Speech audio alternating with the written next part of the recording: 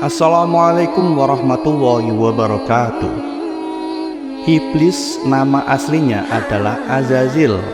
Namun ada yang berpendapat iblis itu dulunya adalah malaikat. Namun ada juga yang menangkal bahwa iblis bukanlah golongan dari malaikat. Lantas iblis itu golongan dari mana? Mari kita simak bersama. Namun sebelumnya mari kita untuk subscribe untuk membantu channel ini lebih maju. Dalam firman Allah Subhanahu wa taala dalam surat Al-Kahfi ayat 50, Allah berfirman, "Dan ingatlah ketika kami berfirman kepada para malaikat, sujudlah kamu kepada Nabi Adam. Maka mereka pun sujud kecuali iblis. Dia adalah golongan dari jin. Maka dia mendurhakai perintah Tuhannya.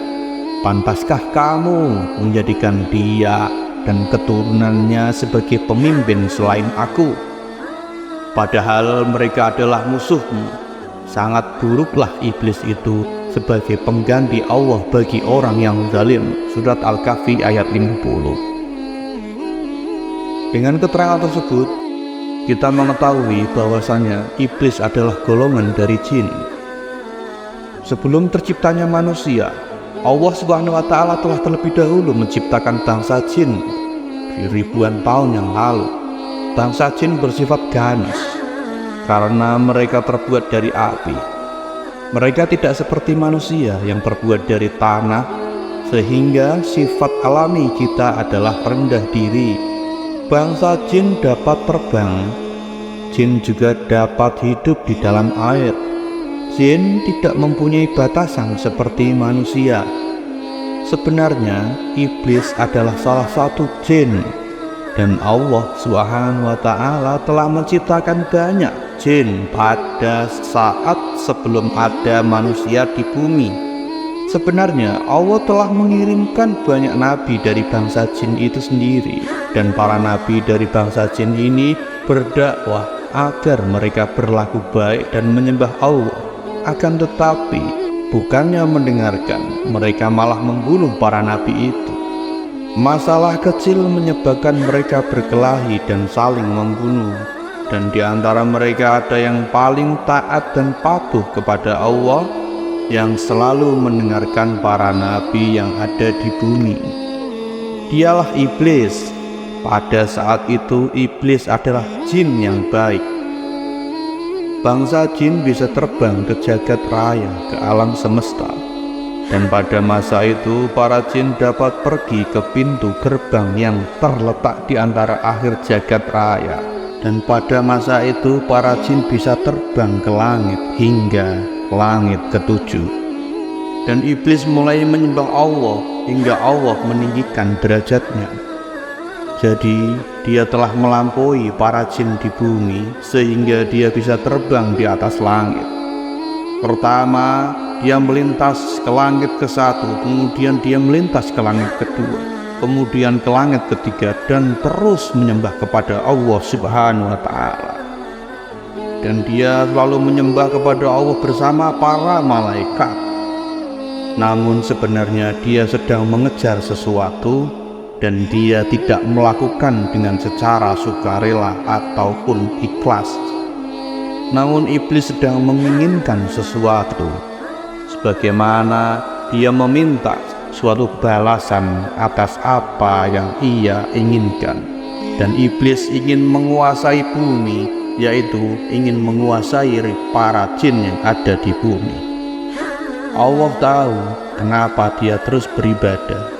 Allah berfirman, "Lakukanlah seberapa jauh kau dapat melakukannya." Kau seharusnya beribadah untuk menjadi rendah hati. Melihat firman Allah yang sedemikian, kita seharusnya memahami sebenarnya apakah tujuan ibadah itu. Dengan kata lain, untuk menjadi rendah hati. Siapapun yang rendah hati kepada Allah, maka Allah akan meninggikan derajatnya. Siapapun yang sombong, maka Allah akan rendahkan derajatnya. Inilah hukum Allah. Jadi, ketika kau ingin mempunyai derajat yang tinggi di kerajaan Allah, maka kau harus mengikuti hukum Allah. Dan iblis terus beribadah sehingga dia dapat pergi ke langit ketiga, keempat, kelima, keenam, hingga akhirnya ke langit ketujuh. Kemudian iblis itu menjadi muqarrabin, layaknya seperti para malaikat yang saling dekat dengan Tuhannya.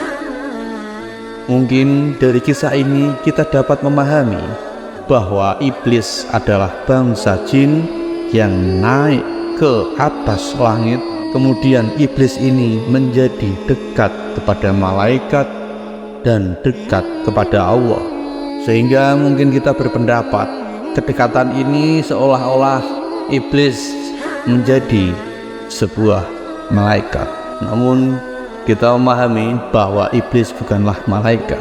Kemudian iblis mengajukan diri kepada Allah, ya Allah, kirimlah aku dengan sekelumpulan malaikat untuk bertarung dan membunuh semua jin yang memberontak di bumi ini.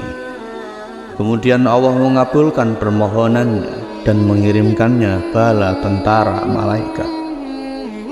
Iblis adalah pemimpin dari sekumpulan tentara ini. Mereka ke bumi dan membunuh semua jin pemberontak. Mereka membiarkan beberapa jin yang tidak terlalu pemberontak. Dan sekembalinya dari menang perang, iblis berpikir, insya Allah waktuku akan tiba. Setelah semua ibadahku, akulah yang pantas mendapatkannya. Dia berpikir bahwa Allah akan menjadikannya sebagai khalifah di bumi, yang mewakili hukum Allah di bumi. Dan itulah ketika Allah memberikan ujian kepada semuanya, ketika Tuhan berkata kepada para malaikat, aku akan menjadikan seorang khalifah di muka bumi. Dan para malaikat yang dekat dengan Allah berkata, ya Allah, apakah engkau akan menjadikan khalifah di bumi, sedangkan para jin telah membuat kerusakan di bumi? Ya Allah, kami sebagai malaikat memuji-Mu siang malam. Kenapa engkau mau melakukan hal itu? Bukannya kami menolak, akan tetapi kami tidak mengerti. Kemudian Allah berfirman, aku tahu sesuatu yang tidak engkau ketahui. Kemudian Allah Subhanahu wa Ta'ala memberikan perintah kepada semua malaikat untuk menghidupkan Adam alaihissalam, dan mereka semua bersujud kepada Adam alaihissalam kecuali iblis. Iblis tidak mau bersujud dan dia berpikir, yang benar saja, makhluk ini setelah sekian lama aku beribadah dan aku berdekatkan diri kepada Tuhan dengan sangat baik di muka bumi ini. Aku beribadah sehingga bisa menuju ke langit 1 hingga langit ke-7.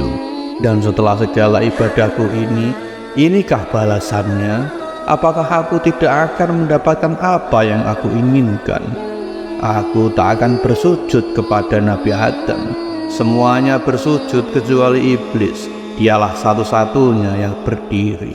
Dia bukan hanya tidak mau bersujud, namun dia juga berkata, aku lebih baik darinya dan aku lebih pantas untuk menjadi khalifah di bumi. Aku punya hak untuk tidak bersujud kepadanya. Setelah berkata seperti itu, maka iblis dikutuk dan terjatuh dari tempat tertinggi hingga ke tempat terendah.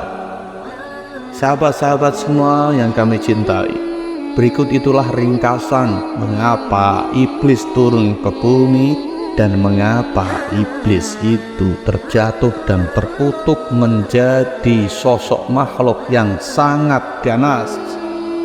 Iblis awalnya adalah bernama Azazil, yang kemudian menjadi musuh manusia dimanapun berada.